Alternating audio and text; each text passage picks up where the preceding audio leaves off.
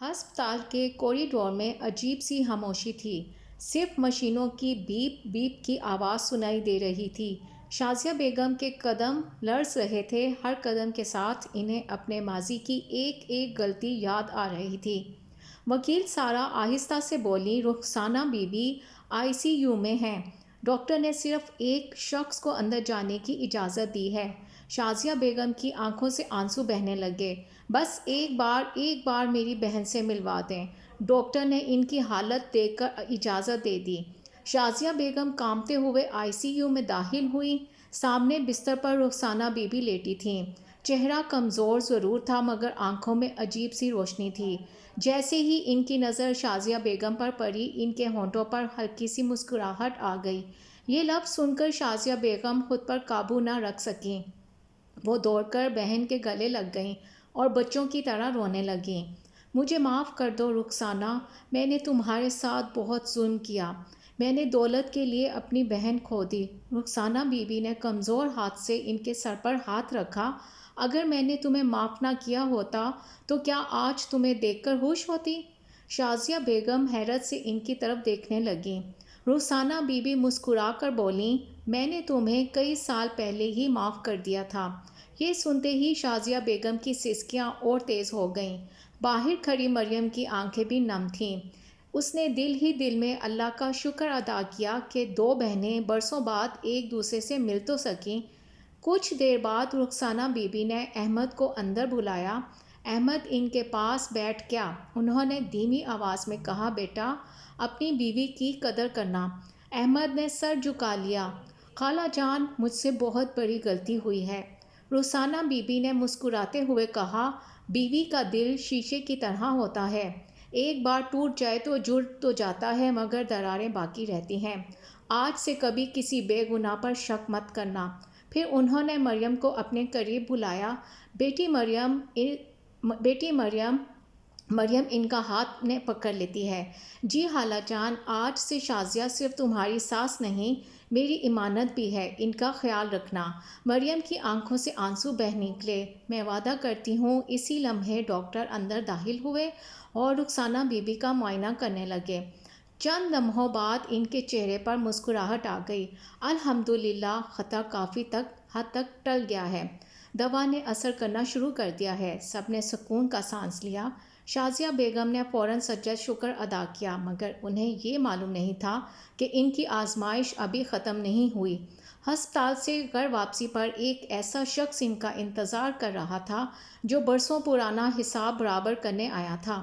شام ڈھل چکی تھی۔ جیسے ہی احمد کی گاڑی گھر کے باہر رکی، سب نے دیکھا کہ گیٹ کے سامنے ایک سیاہ رنگ کی گاڑی پہلے سے کھڑی ہے۔ اس کے پاس ایک درمیانی عمر کا شخص ہاتھ میں فائل لیے کھڑا تھا۔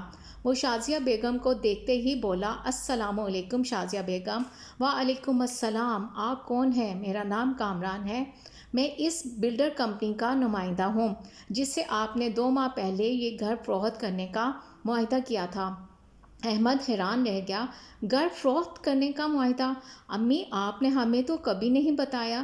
شازیہ بیگم خاموش رہ گئیں۔ کامران نے فائل کھولی اور کہا، آپ نے ایڈوانس رقم بھی وصول کر لی تھی، آج رجسٹری کے کاغذات پر دستخط ہونے تھے۔ احمد نے پریشانی سے پوچھا، لیکن یہ گھر تو ابا جان کی نشانی ہے، آپ نے بیچے بغیر ہم سے پوچھا بھی نہیں۔ شازیہ بیگم کی آنکھوں سے آنسو بہنے لگے۔ وہ آہستہ سے بولیں، میں رخسانہ کو اس کا حق ادا کرنا چاہتی تھی مگر میرے پاس اتنی رقم نہیں تھی، اس لیے میں نے سوچا گھر بیچ دوں۔ مریم نے پہلی بار مسکرا کر اپنی ساس کی طرف دیکھا، امی، غلطی کا ازالہ کرنا ضروری ہے لیکن اس کے لیے پورا گھر قربان کرنا بھی ضروری نہیں۔ اسی وقت حاجی سلیم صاحب آگے بڑھے۔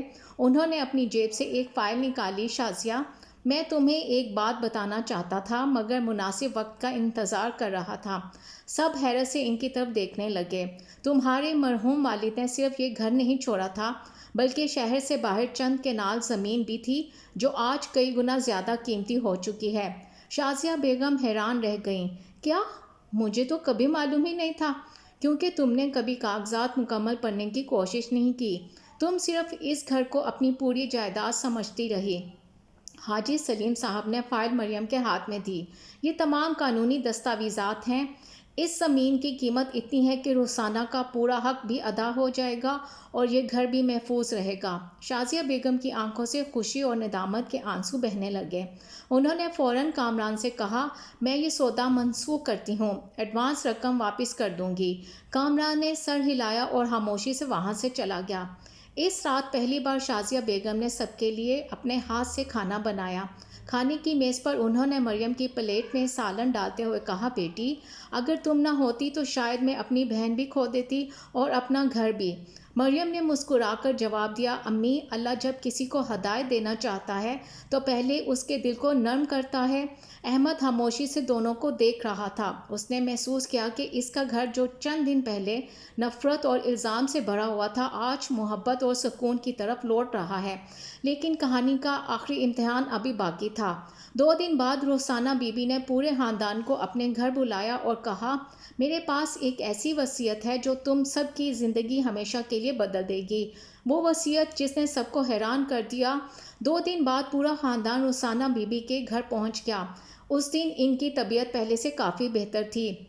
گھر میں سادگی تھی مگر ہر طرف سکون محسوس ہو رہا تھا۔ رخسانہ بی بی نے سب کو بیٹھنے کا اشارہ کیا۔ ان کے سامنے ایک بند لفافہ رکھا تھا۔ انہوں نے مسکراتے ہوئے کہا، آج میں تم سب کے سامنے اپنی آخری وصیت پڑھوانا چاہتی ہوں۔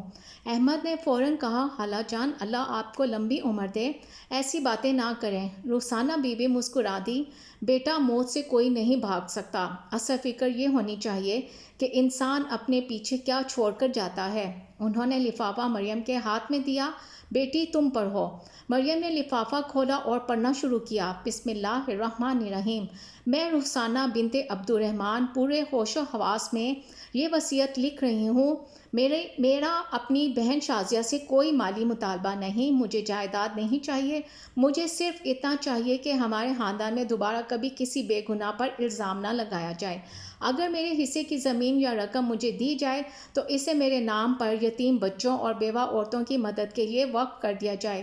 اور میری ایک آخری خواہش یہ بھی ہے کہ اس خیر کے کام کی ذمہ داری میری بہو نہیں بلکہ مریم سنبھالے گی، کیونکہ میں نے اس کی آنکھوں میں اخلاص دیکھا ہے۔ خط ختم ہوتے ہی سب کی آنکھیں نم تھیں۔ شازیہ بیگم اپنی جگہ سے اٹھیں اور مریم کے سامنے آ کر کھڑی ہو گئیں۔ پھر سب کے سامنے انہوں نے وہ کام کیا جس کی کسی نے توقع نہیں کی تھی۔ انہوں نے مریم کے ہاتھ پکڑے، پھر جھک کر اس کے ماتھے کو چوم لیا۔ ان کی آواز میں غم تھا، بیٹی، آج سے تم صرف میری بہو نہیں، میری بیٹی ہو۔ یہ سن کر مریم کی آنکھوں سے آنسو بہنے لگے۔ اس نے فوراً اپنی ساس کو گلے لگا لیا۔ گھر میں موجود ہر شخص کی آنکھیں نم تھیں۔ احمد نے بھی آگے بڑھ کر اپنی ماں اور بیوی دونوں کو گلے لگا لیا۔ رخسانہ بی بی نے آسمان کی طرف دیکھا اور دھیرے سے کہا، الحمدللہ، آج میرے والد کا خاندان پھر سے ایک ہو گیا۔ اس دن سب نے مل کر فیصلہ کیا کہ رخسانہ بی بی کی خواہش کے مطابق ایک چھوٹا سا فلاحی فنڈ قائم کیا جائے گا جس سے یتیم بچوں، بیواؤں اور ضرورت مند لڑکیوں کی مدد کی جائے گی۔ شازیہ بیگم نے سب کے سامنے اقرار کیا، میں نے اپنی زندگی میں سب سے بڑی غلطی غرور اور لالچ کی وجہ سے کی۔ اگر مریم صبر نہ کرتی تو شاید میں کبھی اپنی غلطیوں کو نہ پہچان پاتی۔ مریم نے مسکرا کر جواب دیا، امی، بعض اوقات اللہ آزمائش اس لیے بھیجتا ہے تاکہ خاندان ٹوٹنے کی بجائے پہلے سے زیادہ مضبوط ہو جائے۔ اس گھر میں پہلی بار سب نے ایک ساتھ بیٹھ کر کھانا کھایا۔ جہاں کبھی الزام، نفرت اور خاموشی تھی، وہاں آج محبت، احترام اور سکون تھا۔ جھوٹا الزام صرف ایک انسان کی عزت نہیں چھینتا بلکہ پورے خاندان کا سکون بھی ختم کر دیتا ہے، جبکہ سچی توبہ، معافی اور انصاف وہ نعمتیں ہیں جو ٹوٹے ہوئے رشتوں کو بھی دوبارہ جوڑ سکتی ہیں۔ اسی طرح کی اور مزید کہانیاں سننے کے لیے ہمارے چینل کو سبسکرائب کرنا مت بھولیے گا۔